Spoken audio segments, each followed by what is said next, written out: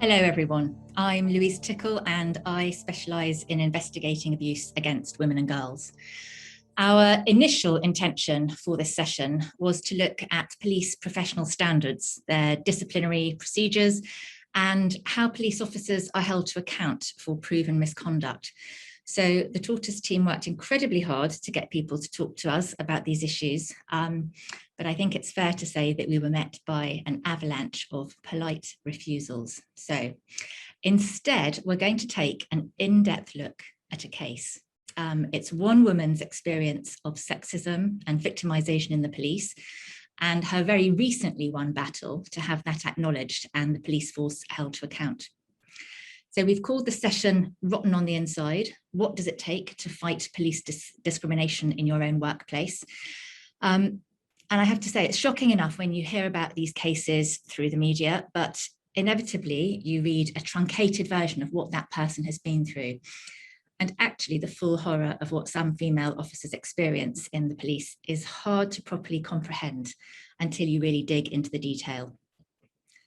So when Firearms officer Rhona Malone challenged Police Scotland on the sexism and victimisation she'd encountered at work, she ended up signed off sick, then she was sidelined and isolated, and finally she was unable to go back to the job she loved. This year, just a month ago, she won her employment tribunal, but the process was really punishing and the whole thing has significantly affected her health. And I think it's fair to say the nightmare hasn't ended yet. Rhona now campaigns for other victims of workplace discrimination. We're going to be finding out what happened to Rhona when she complained and what happened to the colleagues who backed her. We're going to explore whether there is any real accountability for officers who act in discriminatory ways. And we'll find out what happened to the professional police officers, publicly paid public servants who hounded her. And she's going to talk me through her thoughts on what would work better to ensure female officers are able to progress in their careers without being blocked by sexist attitudes and victimised when they dare to challenge the status quo. So welcome, Rhona. Just checking, Rhona, can you hear me okay? Yes, I can hear you fine. Can you hear me? I can. It's really nice to see you. Thanks very much. Thank you for inviting me along. So just a quick bit of Zoom housekeeping before we launch in. So for anybody who is just joining this call, you'll be automatically muted when you join. Please feel free to contribute to the chat and you can raise your blue digital hand if you'd like to speak. The chat editor is my colleague, Patricia Clark. She's going to be curating the conversation during the session and she'll be asking some contributors if they have personal experience of the subject, whether they would like to speak. Coming back to Rhona. Can I just take you back to the beginning? When did you join Police Scotland and what were your ambitions? So I joined in June of 2009. I had just left a volatile relationship, a marriage, and I had 3 young kids. So I was a single parent with 3 kids. So I was looking to support myself. And what did you want to achieve? Wow. So I think first and foremost was survival, was to look after the children, was to be able to secure a home for us. But bigger than that was I wanted to show them that no matter what you go through, what you experience, that you know, it's up to you to take responsibility and to do something about it. So I wanted to be a good influence for them. So I think at that time, my biggest goals was survival and to show them that you don't just put up with just anything, you get up and do something about it. So you were in Police Scotland for quite a few years before you decided to train to be an authorised firearms officer. What did that take? So as a police officer, I absolutely loved it. It was a phenomenal job. It was really good. And I worked predominantly in response. But to go and do firearms training, it meant I did a 10-week residential course in Aberdeen, which is about three hours away from where I stay in Scotland. So it was a huge commitment to leave the kids. My mum and dad helped quite a lot, but looking back, why I did it was, you know, it was a challenge. It was something completely different. I'd been in the police for 7 years. I'd had great opportunities, phenomenal opportunities throughout those years. And I just thought, why would I pass up something as good as this? Had you ever encountered sexism in the police at that point? You know, I hadn't, not that I knew of. So it's been a huge education, this whole experience. But when I look back, yes, I see it, but I didn't see it at the time. I don't think many people know what misogyny is, I'll be honest. So when you passed your course, you were assigned to a certain team in Edinburgh in 2016, and there were 2 female authorised firearms officers working in a team of 12 at that point.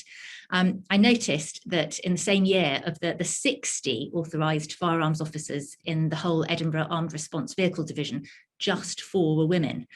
And it made me wonder, what was the atmosphere like in the armed response unit you were in? So when I first joined, certainly the people that I worked with, I had no issues with them. There was no concerns. They were very supportive. It is a macho environment. It absolutely is. It's very egotistical. It's very competitive, I would say, between the men more.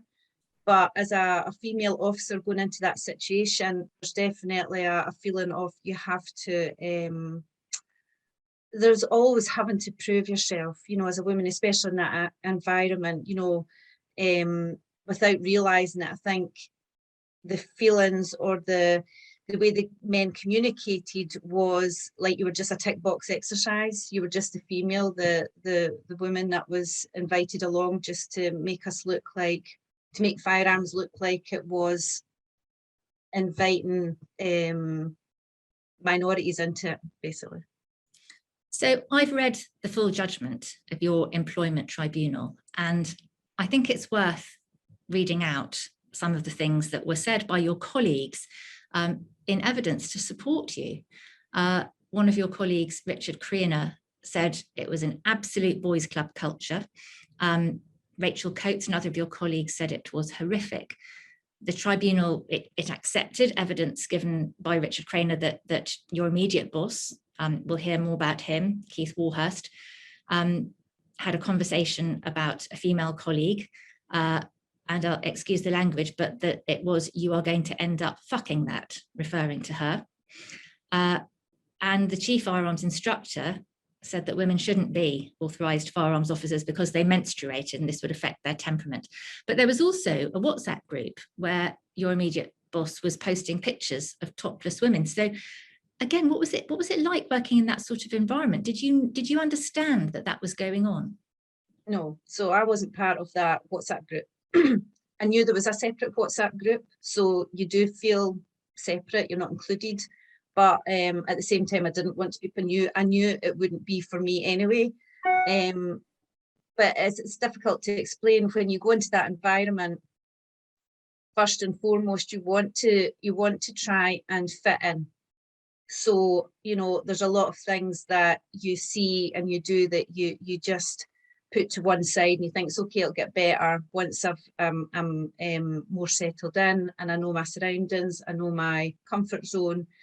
But there is an absolute push for you to conform, you know, to what they want. There's a lot of micromanagement in that sort of division. And certainly, and I have to point this out, it wasn't the guys that I worked with on the street, my fellow colleagues, it was senior management that this behaviour was more or less going on with. It was senior management that had the huge, that were putting obstacles and limitations in my way and were treating me extremely badly. Yeah. Something happened on the 10th of January in 2018. There was an email. Can you tell us about that? So I'd had quite a few run-ins with a senior officer leading up to that. So it's not just about the email. I think people are believe it is just specifically about this email that came out in January, but actually I'd been putting up with horrific behaviour from senior management for the year before. But on the 10th of January, I got an email which I'd been working with a female colleague the night before, or a couple of shifts before, I can't remember. But we had And in Firearms, as you just pointed out, there are no females. So that never happened. So when we were working together, it was a great shift, and we got some phenomenal results that night. So we were on a high, we achieved really well. And I can remember coming in the next couple of days to an email which basically said from a senior officer that he never wanted to see two female officers working together due to our physical capabilities and to balance out testosterone. And I mean, that was just so insulting, so disrespectful.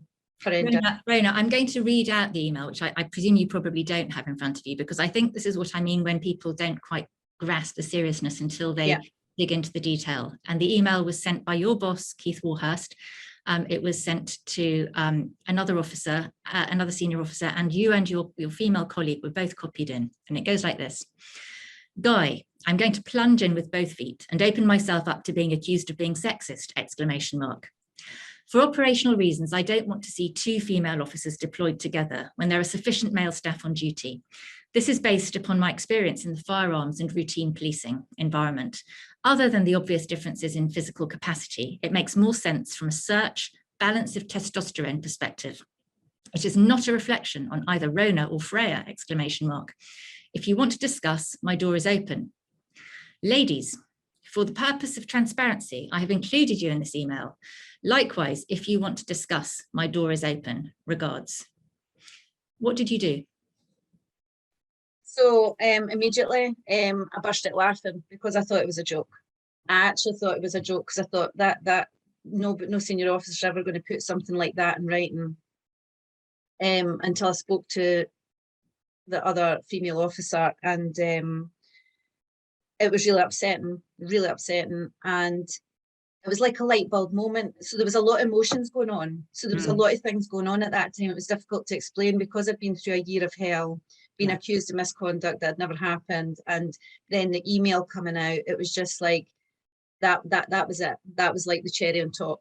And I immediately went to that senior officer and challenged him and another senior officer on the email. And I, was quite forthright, quite strong in what I was saying, and they absolutely defended it, really defended it the whole time.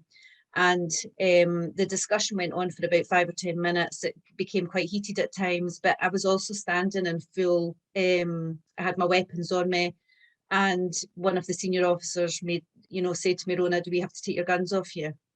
So they then turned it around on me. So I immediately stopped talking and walked out the room because I knew I felt threatened, totally threatened there. I couldn't have a discussion with them. They didn't know where to go with what I was saying to them. And it basically went downhill after that. Worse. So in fact, what happened was that you were threatened with being taken off operational duty for being too emotional, weren't you? Yeah. But that same charge was not levelled at the officer who had sent the email, who was also taking part in that heated discussion. Yeah, and who openly admitted in court that he was emotional and frustrated. And when the other officer was asked, did you not question, taking his weapons off him? And he said, no, it didn't come up. So they turned it around as if, a female was neurotic, was a drama queen, was over emotional. And it wasn't, not at all. Not at all. So at that point, what did you do? So it took over 2 weeks for senior management to get in touch with me about that. In the meantime, it was all over Police Scotland. Everybody knew about this email. And I had female officers contact me asking what was happening, what was going on. And it was actually two sergeants that,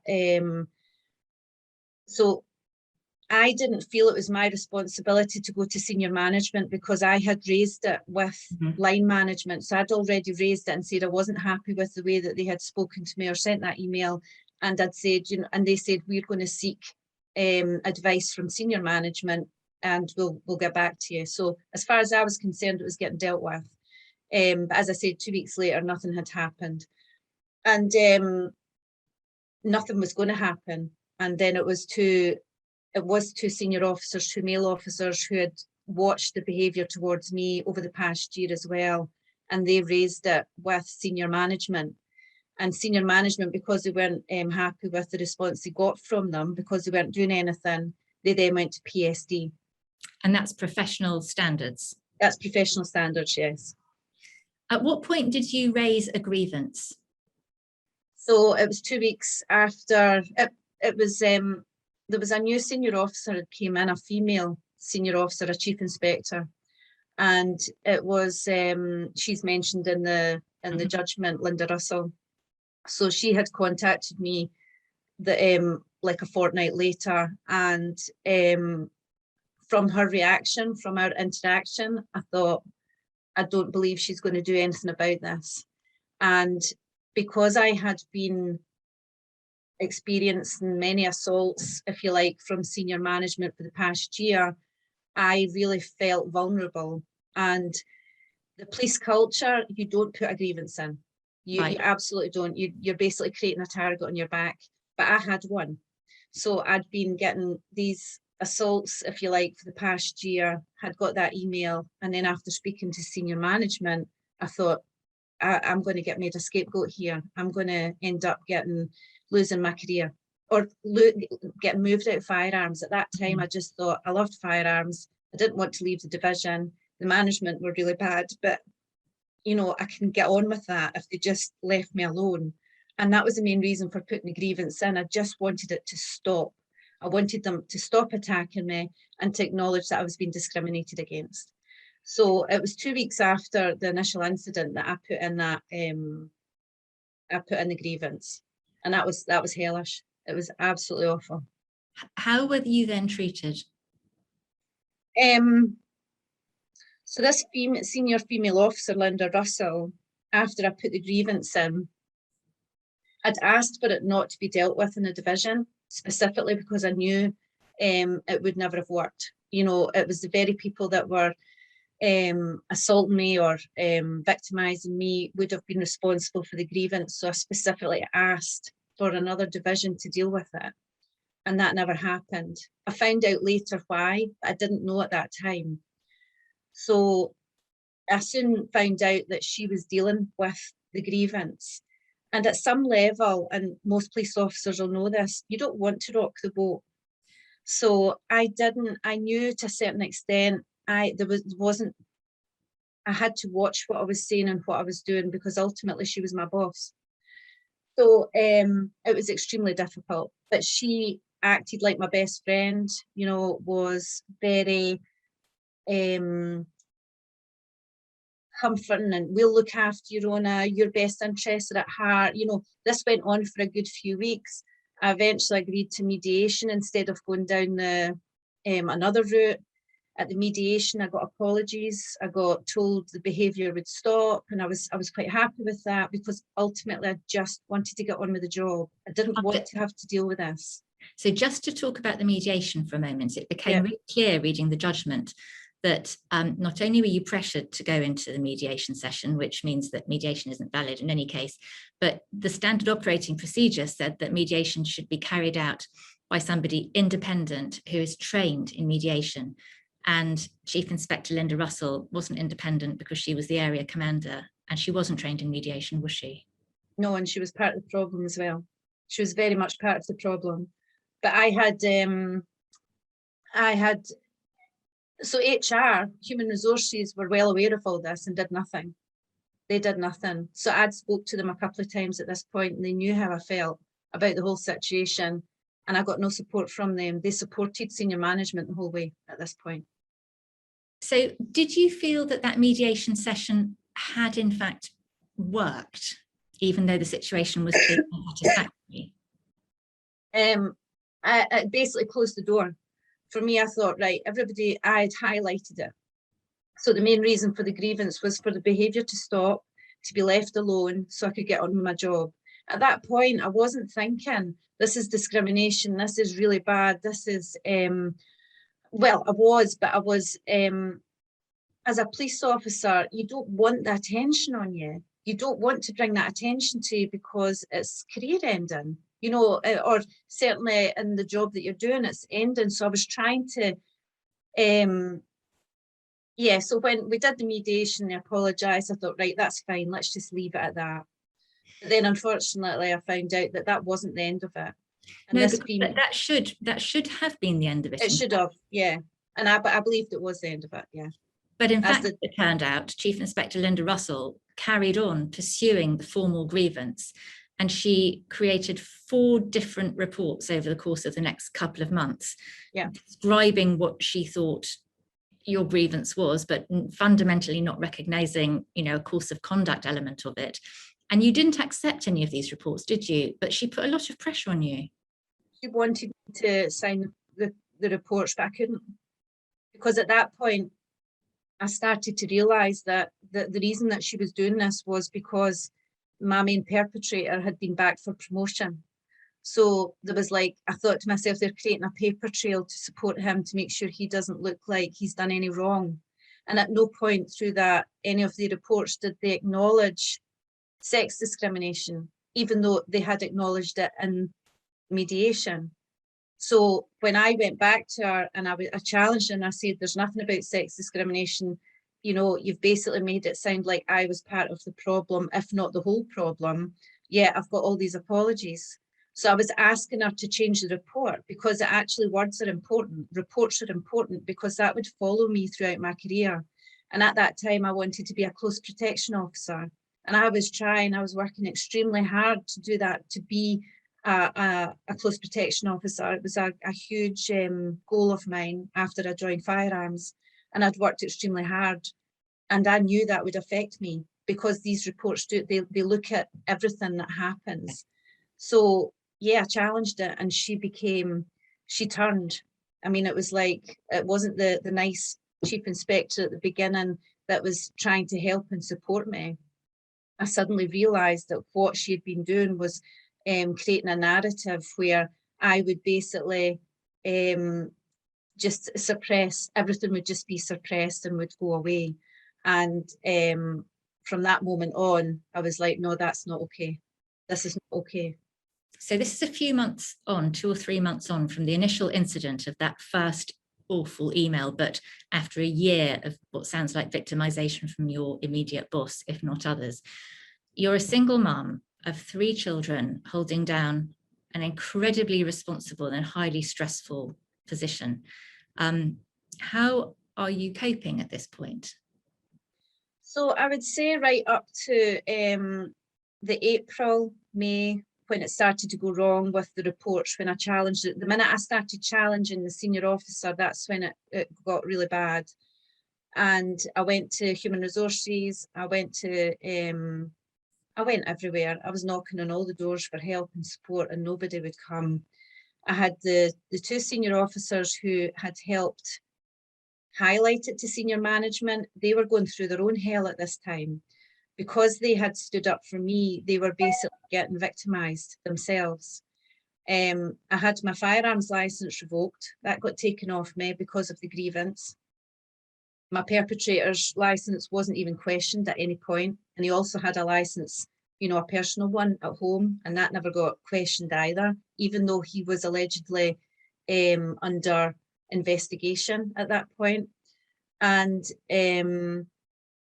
they weren't just looking, they were looking to delay my return to go back to work. So I was away from the people who had been supporting me. I was away from the job I loved.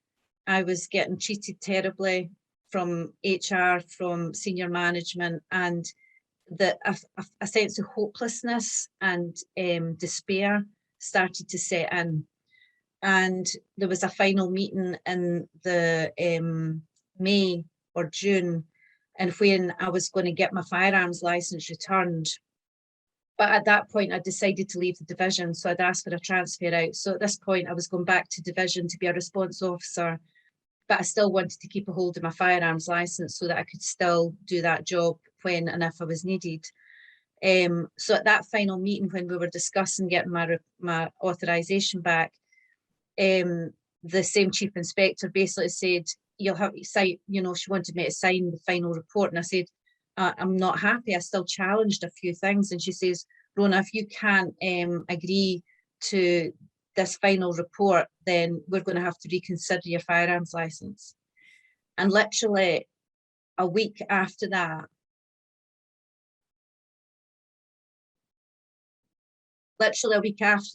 I had a nervous breakdown. I think it was just all too much. I'd been fighting for such a long time, and it was just hopeless. Nobody cared. Nobody wanted to listen. Nobody was interested. You made a further complaint with 22 discrete items on it, which seems to have been entirely lost by the Police Standards Division because somebody very senior told the tribunal they weren't across their emails, which seems utterly extraordinary, and the tribunal judges felt that as well. Meanwhile, I guess because of what you were experiencing, over a period of time, you decided that you were going to have to ask for retirement on ill health grounds. How did you feel about everything that had happened as a result of your boss's sexist email to you that you had called out? So I was absolutely devastated throughout it all. I mean, I had utter belief and trust in the police and my employers. I, at no point until I put that grievance in, believed that, well, for example, I would never have carried a gun. I would never have put myself in that position where I would have put myself out there in the public to carry a gun if I thought for 1 minute I could not trust and believe in my employers. And I think when I started to really, when I was off sick in the June, when I had the breakdown, and I started to, that was the first time I was able to sit down and actually think about everything that I'd been through, everything that I'd experienced and happened. And I was just, I was amazed at the lengths and the time that they went to destroy me. So I was a very committed and resilient police officer, very confident, and I had always put my job first. And I was so institutionalized. I see that now. I didn't then, but I was so involved in the police that was such a shock to me that they did that to me.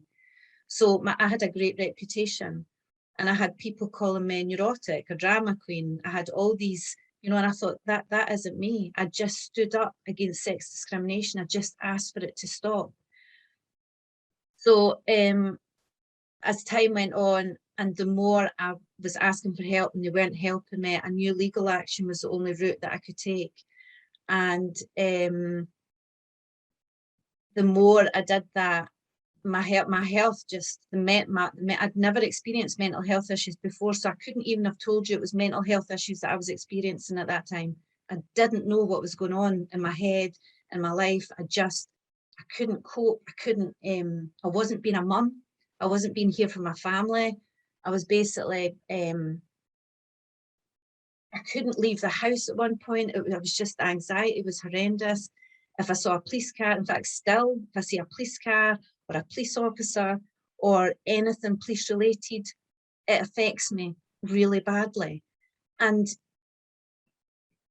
that I couldn't cope with it. And I knew as time went on that I could never go back to that job anyway. There is no way that I could put myself in that position again, because I felt like I had done something to create that situation. And I thought I had to protect myself now. And when I think of the police or anything to do with it, I just see danger. So that email was sent in January 2018. Your employment tribunal hearing didn't take place until late this summer just gone. And you didn't get your judgment until a month ago after a 10-day hearing.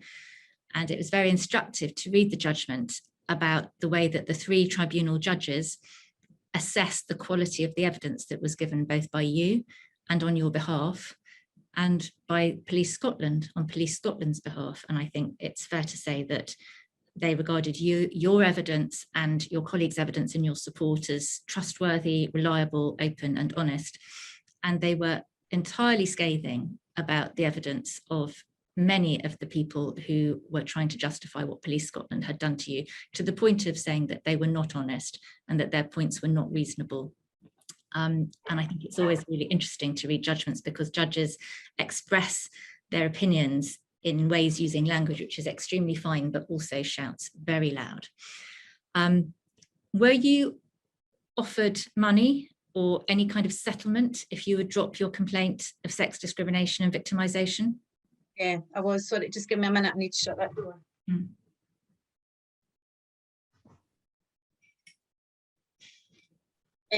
Yes, so I was offered, so I took legal action in the July of 2018. It was in the January of 2019, I was made an offer, and I was asked to sign an NDA. At that point, the legal support I was getting was from the Federation, and it was, anyway, we got to January, they offered the amount of money, but for me it had gone past. I knew I had to leave the police, but at the same time I was so angry at the fact that something as blatant as sex discrimination was just getting suppressed and was getting ignored. And if I had taken that money and signed, and it would have been easy for me just to take the money and Can you say how much they offered you? No, I don't want to say that, just in case. Sorry, I won't go into that. But the NDA that they wanted me to sign would have meant that I couldn't speak about it. And one of the problems I found when I started this journey was I could not find anybody else to talk to for support or for help. If you're a drug addict, if you're an alcoholic, you know, you have groups, you have got support groups that you can go to for help and support. And I was very isolated on my own, which didn't help my mental health. So it was making it 10 times worse. And the more I kept quiet about it, the iller I was getting. So the more, and so I was a police officer, I couldn't speak about it publicly at that time.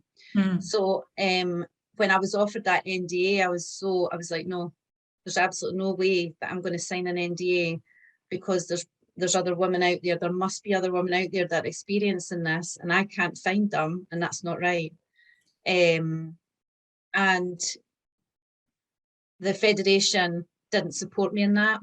They had said, you know, it was a good amount of money, sign the NDA. And I said, I want accountability. I want accountability and I want acknowledgement.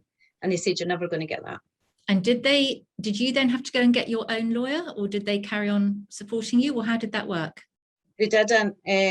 So they basically withdrew their funding from me because I wouldn't agree to their aims and objectives. My aims and objectives never came into it. So I wanted the sex discrimination out there.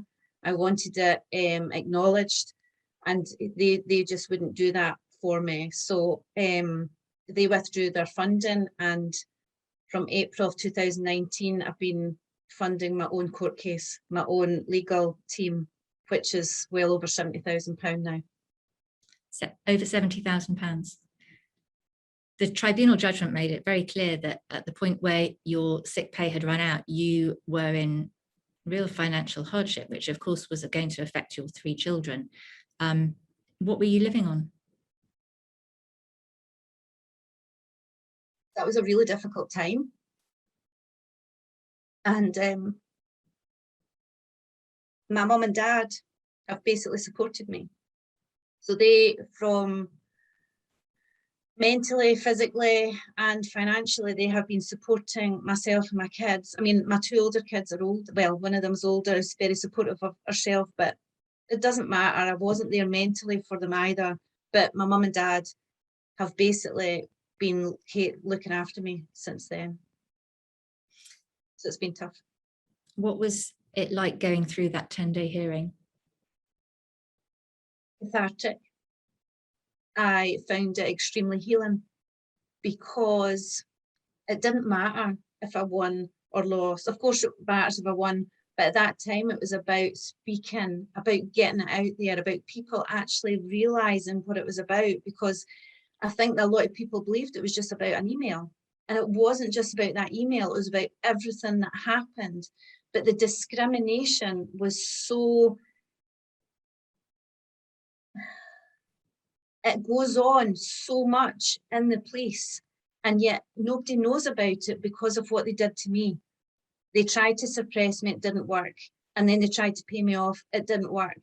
So the only way that this was ever going to get out was going to court. So, I mean, I got offered, before court, I was offered another amount of money and another NDA. But again, and I nearly took that. I was actually on my knees. It was that bad.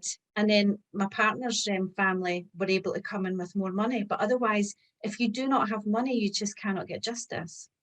But there's another important part, the NDA, about the suppression. A senior officer, the very first NDA that I was offered, it wasn't just your basic NDA about not speaking out. They had added an extra clause which would have prevented me being a witness for any other police officer that took Police Scotland to court. Now, I think that it wasn't legal anyway, but it just shows you the lengths that they were trying to go to stop me from not only getting justice myself, but preventing other people from getting justice. And I would not have got it if it hadn't been for those amazing witnesses that stood up and came forward, because police officers don't do it. They sit in the sidelines and they say it's nothing to do with me and I'm not getting involved. And those people that came forward for me, they're my heroes, because without them, I would not have got the justice that I've got. And what was the cost to them? One of the sergeants, he lost his job, but he ended up taking Police Scotland to, I think he took an NDA, he signed an NDA, but he was victimised, horrendously victimised after standing up for me, but he left his job. The other senior, the sergeant, he ended up leaving division. I think he'd been in it for over 10 years. So, I mean, he was a firearms officer, a very good qualified one. They lost a lot of experience when he left, and he's in another division now in Police Scotland. The female officer, Rachel Coates, she works in another area of Police Scotland now, but she doesn't do firearms at all, I believe. And Zara, she left because she didn't believe for 1 minute she'd get treated fairly. And she took Police Scotland to court as well. She got a payment. So what's the remedy for you? So for me, I've still got a long way to go, believe it or not. Even though I've won my case, they're still making it. I mean, I experienced obstructions, I was misled, my court case was delayed purposefully, I believe, because they wanted to financially cripple me, so I couldn't get to court because it took a phenomenal long time. However, COVID also had a part to play in that, but it got shown in my court case that they delayed my ill health retirement, which we needed a result for before we went to court. Yeah. So this could actually have been dealt with in January 2020. I think it would have still went ahead. And see that the social injustice of everything that I've experienced, I was basically up against the public purse. I didn't have the Federation supporting me. I didn't have the backing of them. So it was all legally funded by myself and my family. And I mean, I was up against a huge organisation and all the divisions and departments like HR, People in Development, the Equality Commission as well, the Scottish Women's Development Forum, the Scottish Police Authority and PERC. None of them helped me. Everybody shut their door on me. And that's not okay. That is not okay. And I think that has made me so angry that in Scotland, a country that I love, that I could not get justice. And as a police officer, I would have been a hypocrite, an absolute hypocrite, if I had done nothing, because that was my job, was to seek justice for people, to help victims. And when I asked for that, I couldn't get that. Do you have something to say about the female officers in senior positions? Because, you know, there's a lot of conversation about getting more women into the police forces, but you weren't helped by them, were you? Not at all. Not one senior female officer came forward and helped. And at any time, they had the authority. They could have came in and helped and stopped what was going on. It was an absolute, it was cronyism, nepotism, collusion. It was all against me by Police Scotland. I mean, a senior PSD, Professional PSD, standards. sorry, my Professional mind goes standards. blank sometimes, but a senior officer to turn around and say that he didn't deal with my complaint because he didn't get the email is shocking, is absolutely disgraceful. So yeah, there was a senior female officer involved in that could have done something, and she didn't. She was well aware of my complaint and didn't do it. And she's the face of many campaigns for Police Scotland. Right. As are some of the senior female officers that are all pushed out there when there's any discrimination, anything that happens, they are pushed out there. And yet they didn't help me. They were nowhere to be seen. What happened to the officers who were criticised in the tribunal? So if we go through them, what happened to Chief Inspector Linda Russell, the area commander? So she had retired, but I believe she's, when she started giving evidence, she was very clear in telling everybody that she was the head of some women groups in Glasgow, based in Glasgow. And I really am concerned for them. But apart from that, I don't know what she's doing. She's retired now. What happened to Keith Warhurst, who I am aware victimised you before he sent that email, but who was also the author of that email? So he went on to be promoted to inspector.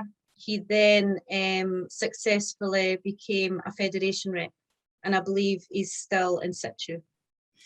What happened to Alan Finlay, who was the, I think, inspector who threatened to remove you from active duty when you complained, but who didn't say the same to Keith Warhurst?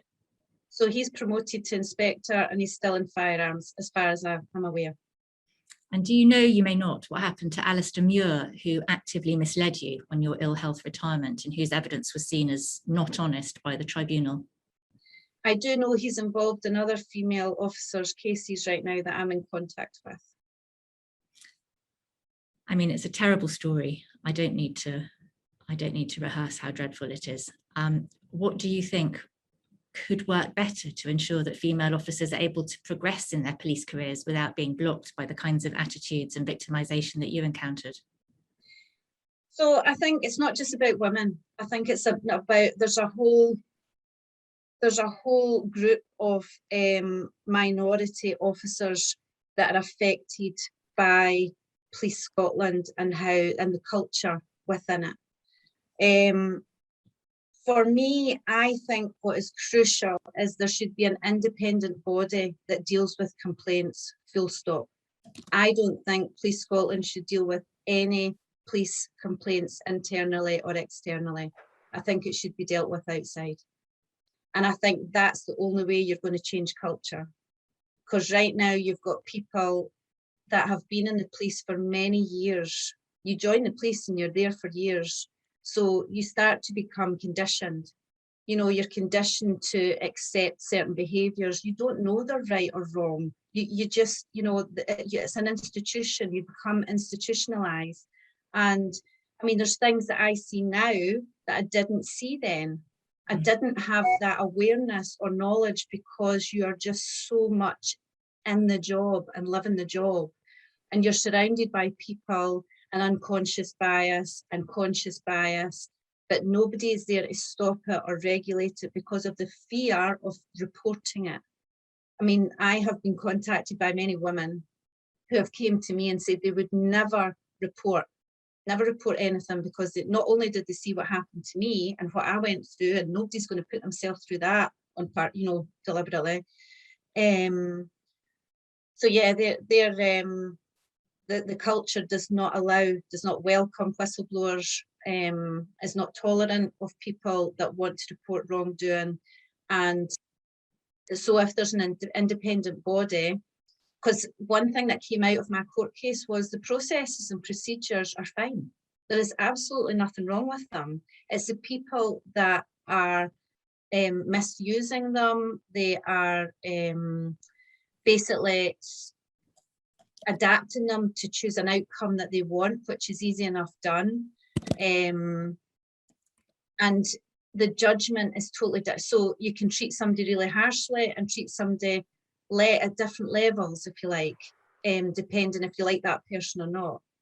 You know, Just to wrap up, Rhona. Yep. Can you tell us how you are now? How are things for you? So I deal with my mental health every day. Every day I have to work on it. I have good days and bad days. I set up my own business because I knew I couldn't work for anybody else. As soon as I started looking for employment and doing things, I knew that I would never put myself in that position again of having experienced that. But the other thing is, like, I can work really well for a couple of days and then I have to take 2 or 3 days off and my mind shuts down. So I have to deal with, you know, and I'll never forgive them for that because I never had this before. And I don't know how to deal with, I get treatment and I go through, but how long do I know this is going to go on for? So it certainly held me back, but I am so dedicated at achieving again and succeeding. I'm driven, I'm enthusiastic. I just can't do it at the pace that I did it before. It takes a lot longer. We are incredibly grateful to you for having gone through everything that happened to you. I've just seen, the conversation in the chat from people who are completely horrified at what you've just told us. I don't think we have very much time left. I don't know if anybody from the Tortoise editorial room would like to say anything, or if anybody else would like to say anything. Louise, I was just going to say, so we're scheduled to come into a lunch break now. Well done to you, and thank you so much to Rhona as well. There's a lot of support, and our hearts go out to you, Rhona. So we're really grateful to you for your time. I'm so sorry for what you've been through. I did just think it might be good to take a moment, the Tortoise Inquiry team, Basher Dave, and the people in the room to sort of regroup a bit on what we've heard in our first 3 sessions and see where we think we've got to up to this point and what we might want to sort of go after in our next 2 sessions, where we're going to talk. The framing is policing and politics, policing in the media, but obviously everything is sort of quite dynamic. Basher, I know you've been furiously taking notes. There's a couple of specific things that I think are definitely interesting for us to pursue. Where are you up to with your what you've heard? I have a very long list already. I mean, yeah, there's just been so much ground covered and so many things that I think we could very specifically follow journalistically, but also kind of big questions. But on the kind of more specific things, I'll just go through the notes that I've got so far. I mean, there's obviously something that we should look into around whistleblowers, how they're supported, how that sort of blame culture plays out. Obviously, Rhona's story is a really horrifying example of it. But is there a way, for example, to measure how the Police Federation supports, who it supports? So is it more protective or supporting? I think somebody mentioned that they found that the Federation mostly supports people who are considered to be perpetrators rather than victims. Is there a way to measure that? I also made some notes around entry into the police. So how are women treated in the direct entry scheme that makes so many of them leave so soon? Obviously, Liz, you mentioned that you have some anecdotal evidence. Can we get data on that? Who are the intake officers and what happens at that very first step of entry into the police that might set the tone for what comes next in an officer's journey? I know Leroy mentioned that when he was talking. Vetting feels like a really big thing. Lots of very specific things that we could follow. For example, the consistency of vetting, how many times officers are vetted in their careers, but also what is the vetting process? I think Helen mentioned that mostly it's only looking for convictions. It would be interesting to know whether that's what else it might be looking for. There was obviously that number, 37,000 police officers not vetted adequately, but also who is doing the vetting.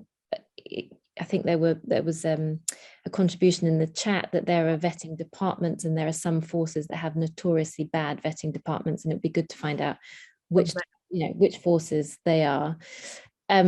Obviously, data is a very big question that I think we'll just be adding to the kind of list. Patricia, maybe we can pick up separately about what specific bits of data that we should try and find. I was really struck by Sam Pollock's line from his contribution that if you can't get to the facts, what can you do? And that was an experience that he had on the Daniel Morgan inquiry. So what are the levers that we as journalists can pull, maybe beyond FOIs, to try and get forces to be more compliant with transparency in terms of data? But other notes I made is there data available on the gender split of officers leaving the force before retirement age? That was something that you asked, Liz. You found it, Kat Googled it, found it, there's a report, and the numbers. Okay, we found that. Great. Perhaps we should think about creating a kind of super list of data that we're compiling for some kind of future visualization, but also NDAs. Polly made the good point that in the private sector, NDAs often have a clause that would forbid you for even talking about them. And we know that that's been true with some other stories that we've reported. It'd be good to find out whether that's the case within the police as well. I think if David would allow us to go back to him on the story that he talked about 20 years ago about a sergeant who was a repeat offender but was protected by officers around him. I think telling the story of perhaps those two cases and about what they tell us 20 years apart about policing culture would be really interesting. Sorry, I'll stop in a moment, but this really was a long list. Sexual assault complaints of the IOPC, that was something that Dave raised earlier, and that seems like a very clear thing that we could pursue. And then I made a whole load of notes about disciplinary procedures. Louise already spoke to it a bit about the circularity, that things that aren't deemed serious enough for the IOPC to investigate go back to the force and then perhaps get lost in a system, but also who's gathering the data on disciplinaries and what might it tell us. Police Twitter is a cesspit is a note that I made, which was a point that Phil made, looking at the responses to IOPC tweets, for example, as a signal of what officers who are perhaps not being, using avatars or whatever, what it might show us about how they respond to sort of oversight, and plenty more other things, but I think that's probably enough from me. Good, it's a good, great long list. Dave, you've been listening along, I know, as well. You and Louise, obviously, of your 73 cases thing, that sounds like something that we can chase.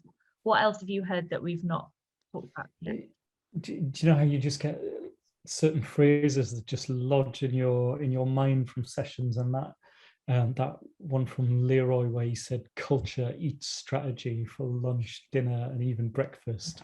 I just thought, my goodness, that is so strong. And so I think we have to sort of try to get to a point where you're trying to tell stories from the inside that illuminate the culture, and you need to then tell stories from the outside that reveal shortcomings, and then you have to work out from there what needs systemically to change. I think that's a sort of reasonable frame to sort of place on your journalism. I mean, there's a million really good ideas and news lines to pursue from Basha's long list there. Another one that Leroy flagged was the very specific culture within the diplomatic section that Cousins worked in, and there's clearly some data to go out there, and it's I'm sure a very closed world, but it doesn't mean you shouldn't try to dig into what's happening there.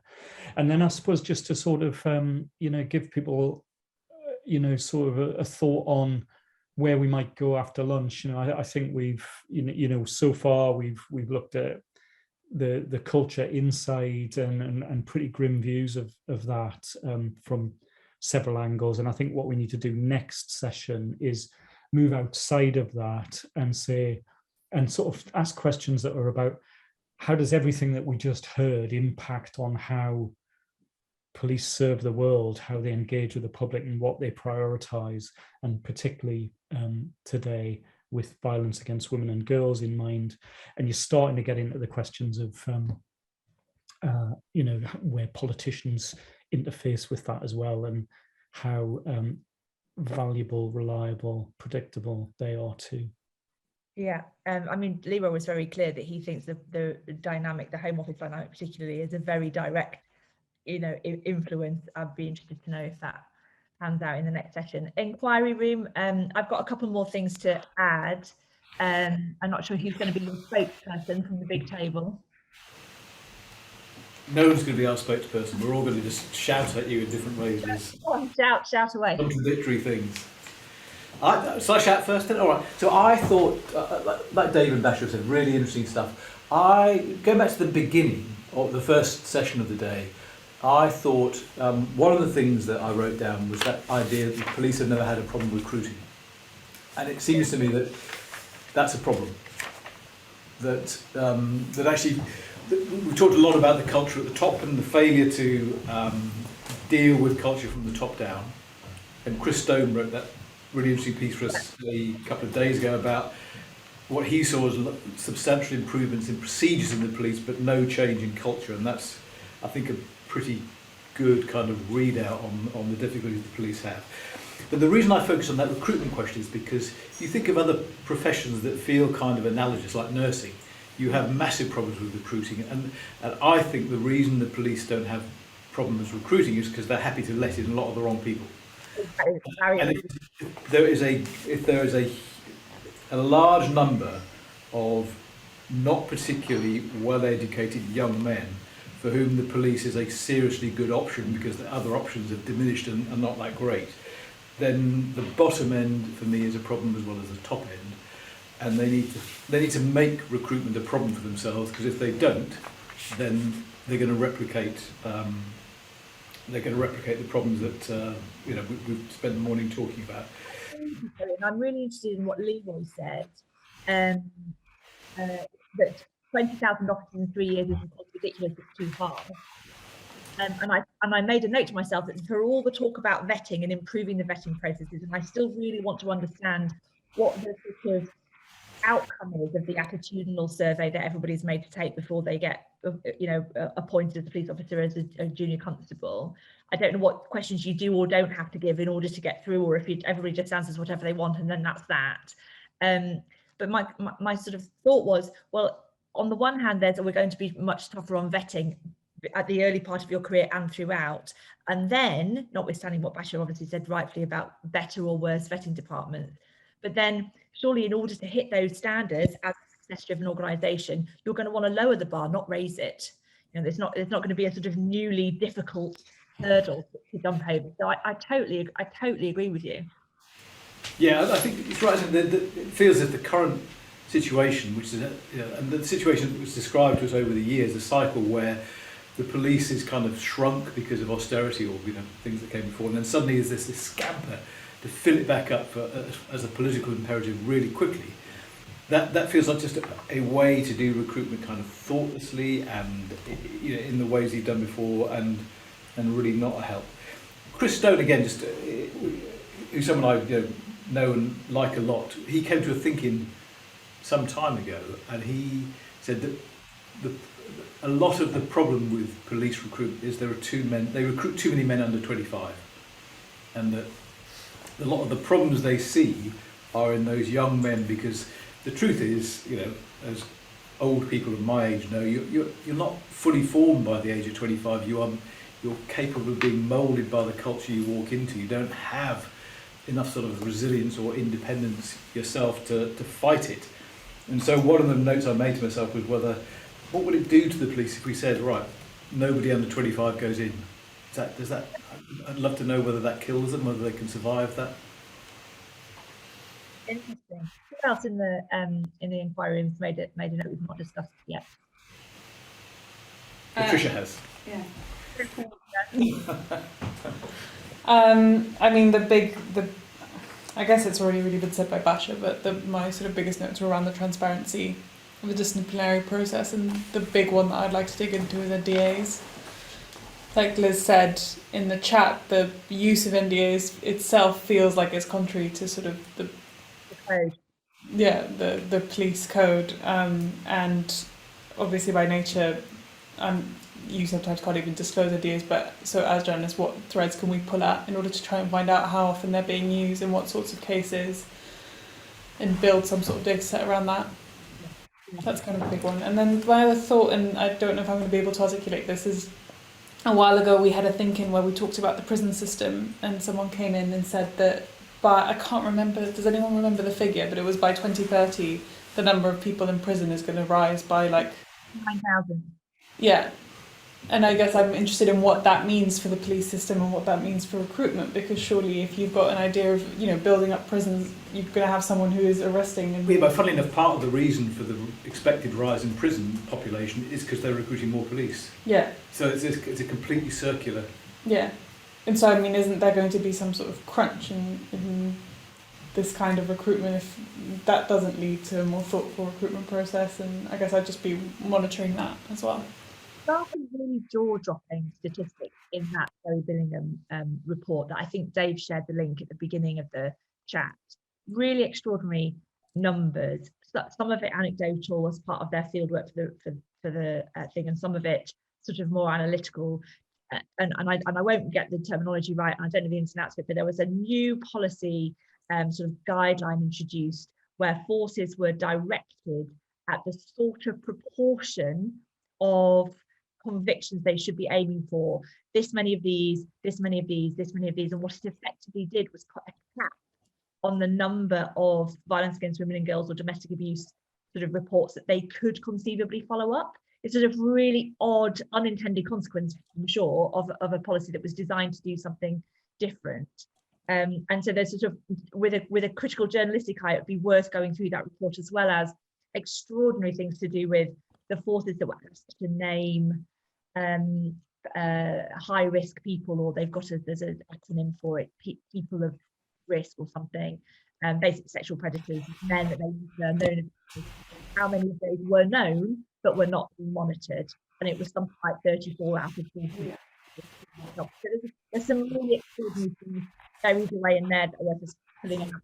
And we are going to break, because otherwise we won't have more than 20 minutes to go and have a sandwich. But my last thing that I just want to put on the list, and it's a different flavour than the things that we've been talking about, but I think it is worth us bearing in mind, because it was one of those things that whizzed by in the chat, and I just thought, well, that's worth writing down, is police suicides, and whether that there ought to be an element of this that is looking at the sort of siege mentality inside the force of those people who are being held hostage by their own careers, and I think that is an interesting thing too. I'm going to stop talking now because it's 22 minutes to start again, and it's Dave, you're up next, right, with policing and politics. So there'll be sort of music playing and what have you. It's the same link if you want to log off and log back on again, but everybody just take a bit of a break, take a breather, have a sarnie, and we'll see you back here at 1:30. Thanks so much. Bye.